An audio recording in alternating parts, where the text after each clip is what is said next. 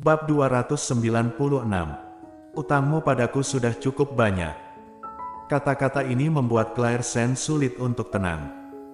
Hatinya, yang awalnya tidak setenang laut, menjadi bergejolak saat ini. Claire Sen menatap Gita untuk waktu yang lama, dan akhirnya menurunkan matanya. Kamu benar, tidak peduli apa yang kamu katakan, aku masih harus pergi.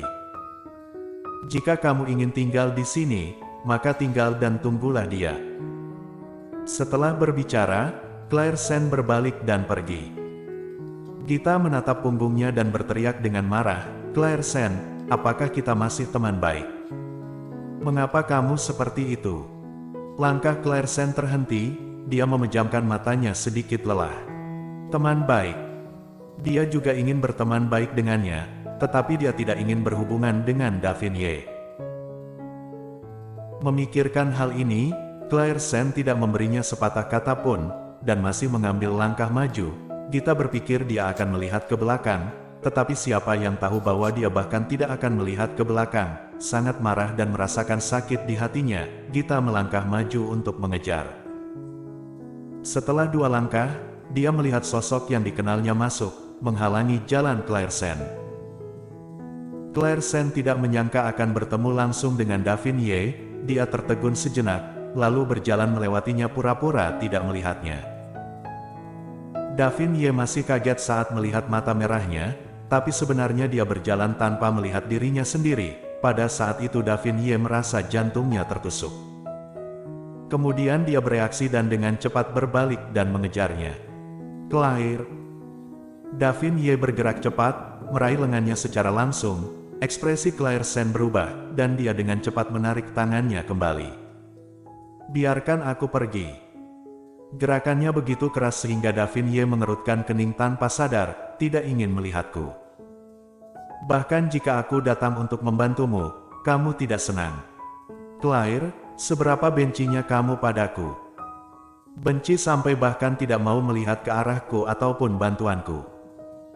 Claire Sen menggigit bibir bawahnya dan menatapnya dengan keras kepala. Kak, kamu telah membantuku berkali-kali sebelumnya.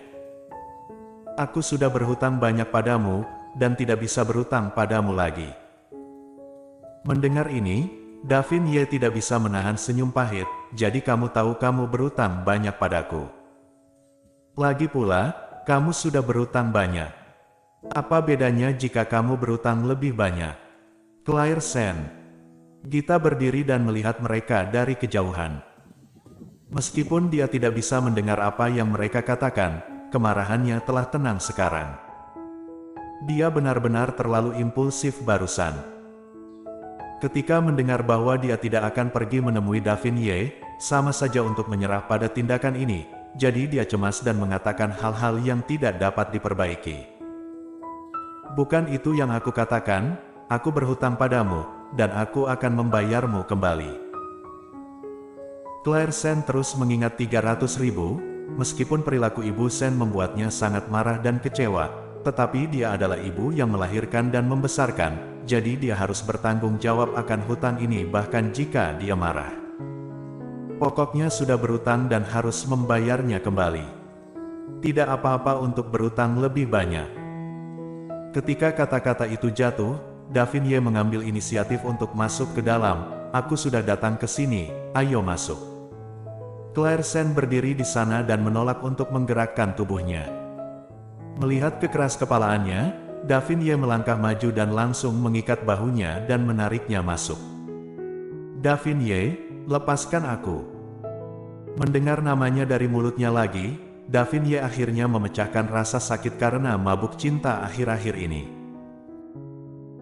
Harus tahu bahwa dia tiba-tiba menghilang di rumah Ye dan tidak dapat melihatnya, bahkan perusahaan tidak dapat melihat sosoknya, dan dia tidak dapat mencarinya secara terbuka. Hari ini dia akhirnya bisa melihatnya lagi dan mempercepat balap mobil dan akhirnya melihat dia berdiri di depannya lagi. Hanya saja ketika dia berpikir bahwa dia tinggal dengan Golden Ye akhir-akhir ini, hatinya sakit seperti ditusuk jarum. Davin Ye menekan bibirnya yang tipis dan menariknya kembali ke posisi sebelumnya. Gita masih tercengang. Berdiri di sana, ekspresinya wajah Claire Sen melankolis. Dia ingin menoleh dan pergi, tapi berpikir bahwa dia berhutang banyak budi padanya, dia tidak bisa mengambil langkah ini. Akhirnya dia duduk lagi, wajahnya tenang. Aku tidak butuh bantuanmu. Karena dia tidak bisa pergi, dia tidak membutuhkan bantuan Davin Ye. Wajah Gita sedikit berubah, dan memandang Davin Ye, wakil CEO Ye. Untungnya Anda ada di sini, kami memiliki hal yang sangat penting yang membutuhkan bantuan Anda. Ada apa? Katana saja. Keduanya sepertinya melakukan percakapan langsung tanpa mendengar apa yang dikatakan Claire Sen. Claire Sen menggertakkan giginya dengan marah. Gita membuka bibirnya, dan begitu dia ingin mengatakannya, Claire Sen menyela, aku sudah bilang, masalah ini tidak ada hubungannya denganmu, aku tidak membutuhkan bantuanmu. Davin Ye memandangnya dengan tatapan kosong, tetapi nadanya agak pahit, bagaimana jika itu orang lain? Apakah kamu mau menerima siapapun yang membantumu kecuali aku? Meskipun itu akan membuat pihak lain tidak nyaman, Claire Sen masih mengakui dengan kejam. Iya. Kakak, aku bilang aku sudah berhutang banyak padamu, dan aku tidak bisa membayarnya lagi, jangan mengurus masalah ini lagi. Gita mengertakkan gigi dan membalas kata-katanya, harus mengurusnya. Jika wakil CEO tidak peduli, kita akan merasa dirugikan. Claire Sen.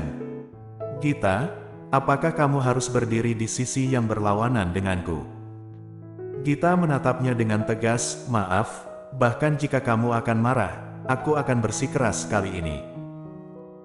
Claire Sen menatapnya untuk waktu yang lama, dan tiba-tiba tidak bisa mengatakan sepatah kata pun.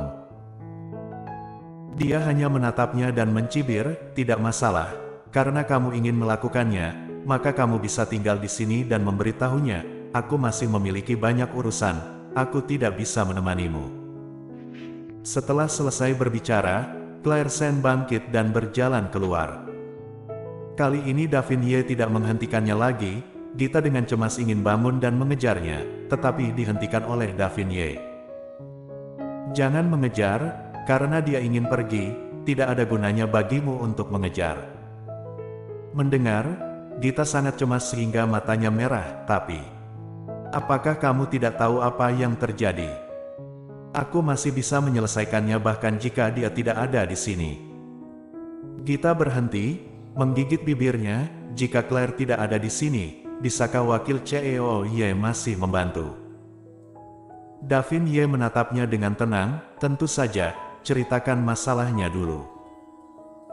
Mata Gita berputar, dia tidak bodoh, tentu saja dia tahu bahwa dia tidak bisa memberitahu Davin Ye segalanya, jadi dia hanya bisa membuat alasan. Maksudmu, putri keluarga Han jatuh cinta pada temanmu, tetapi dia hamil, tetapi pria itu meninggalkannya jadi dia tidak bisa berpikir terbuka dan ingin bunuh diri. Gita mengangguk cepat. Dia sangat malu sehingga dia tidak tahu bagaimana mengarang cerita sama sekali, dan dia tidak tahu apakah cerita ini akan berhasil, tapi ini adalah yang terbaik yang bisa dia pikirkan. Apakah kamu mengatakan yang sebenarnya? Benar saja, Davin Ye bertanya padanya. Gita menggigit bibir bawahnya, tentu saja. Untuk apa saya membohongi Anda? Tidak ada manfaatnya. Saya hanya ingin tahu apakah dia benar-benar hamil. Tidak ada cara bagi kita untuk memulai menyelidikinya di rumah sakit. Saya ingin meminta bantuan Anda, bagaimanapun juga sebagai temannya. Saya juga cukup mengkhawatirkannya. Setelah beberapa saat, Davin Ye mengangguk, suaranya dingin. Baik, saya akan membantumu mencari tahu. Bersambung.